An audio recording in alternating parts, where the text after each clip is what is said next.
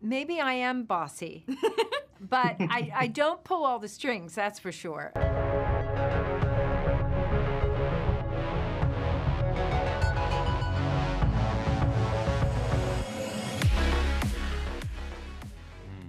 I'm gonna keep my own.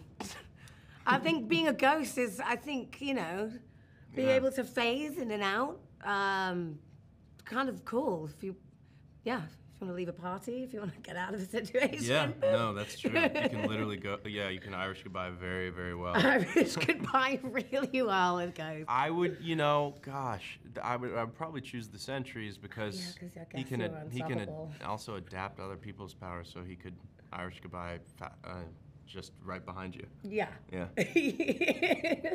Totally.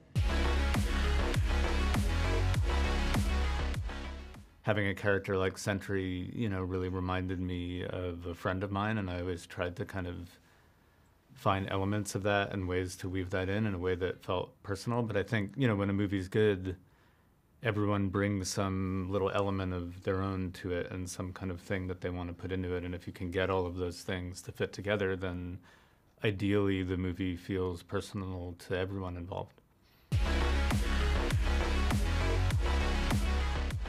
Well, we're very much team of two. I think, it's really Mel and Val, and I think we just kind of bonded immediately. Yeah. So yeah, I think we just got to, spend quality time together and working on the material too. We would sort of review it to see if any things we could sort of finesse more, or were we bumped by any of the language, anything like that. And we were definitely, we had our arms linked as we jumped off this cliff together.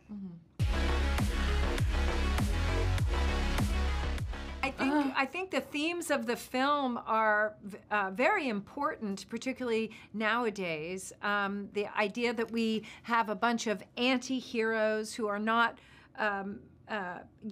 used or really even familiar with working together and are struggling with, as you say, depression and feeling as if they're on the outside, feeling uncomfortable in their own skin, even feeling shame. The themes of the film discuss that and how to get beyond that. And I think that's very important as a message, but also from a storytelling point of view. I think it really engages the audience so that they feel invested in these characters to see if, in fact, they can overcome, and how can they overcome. What human being at some point in their life doesn't feel isolated or sad or even ashamed? You don't want to really kind of gild the lily too much with it. Obviously, it's a movie about many things, and so we didn't want it to feel like it was a PSA, but we did find it very important when talking about it. We were consistently talking about what's the best way to tackle this in a way that is kind of the most easily digestible to the masses, in a way that doesn't scare people away, that doesn't feel like this is just what the movie is about. But we also felt it was very important to each one of these characters' backstories, and we wanted to make it an approachable and human, as approachable and as human as possible.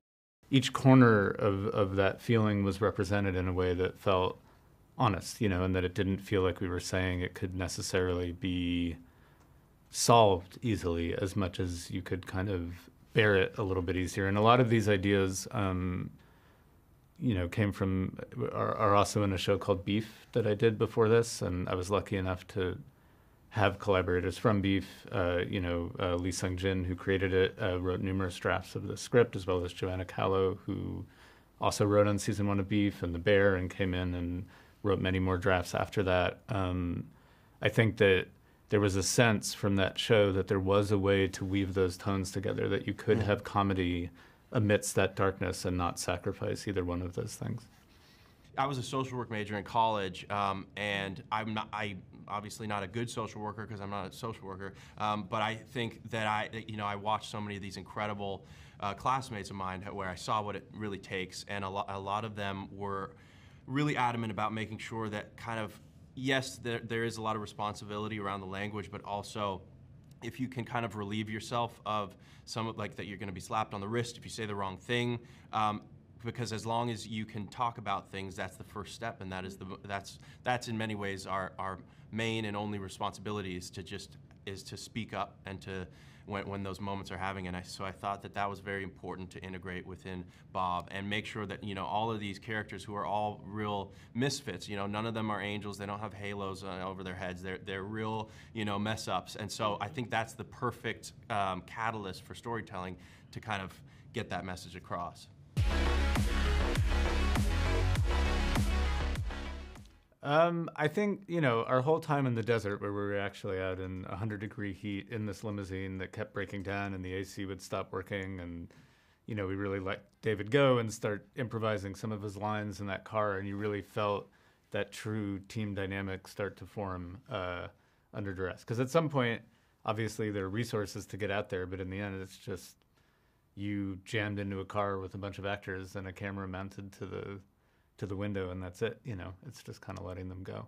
We had this incredible process of this movie, which you don't often get, not in my experience anyway, but rehearsals. Yeah, where you get actually, and Jake really coordinated that, and we really got in a room and we really figured that out, and it was a safe space as well for all of us to really, I guess, unleash everything that we want to do and our feelings and how to make sense as well, because, you know, you've got all these, like you said, misfit characters that, you know, and we're literally in the movie trying to figure out how on earth we're going to, how we're going to coexist and coincide and actually be of value. And you've got all these complex characters, very, very layered, like lasagna, you know, and it's just amazing because you all have to kind of come together. And I think on set, there was fun moments of improv. And I think some of the cast do it so well where you weren't expecting it. It was hard to in some of the takes. And you've got, real comedic geniuses that we were working with. So we had so much fun and, beautiful, lots of unexpected moments, I think. Yeah.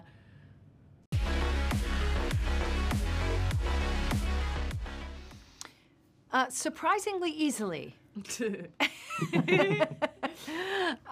Maybe I am bossy, but I don't pull all the strings, that's for sure. But I would say that this person that I play is rather complicated and has her own inner turmoil. So it was fun to sort of play around with that idea of thinking that you've got that you've got everything under control, and then you find out you might not, and how does one pivot, and what does that do to your sort of state of mind? So those were interesting characteristics of the character to be considering.